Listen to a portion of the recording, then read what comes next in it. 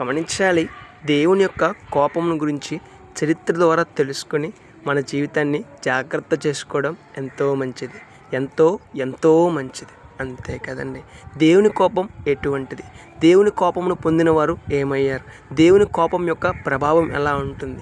దేవుని కోపము ఎవరి మీదకి వస్తుంది? వీటన్నిటి గురించి మనం చరిత్ర ద్వారా తెలుసుకోవాలండి. పరిశుద్ధ గ్రంథమైన బైబిల్ గ్రంథాన్ని చదవడం ద్వారా తెలుసుకోవాలండి. చదవడం ద్వారా మనకు కలిగే లాభం ఏంటి?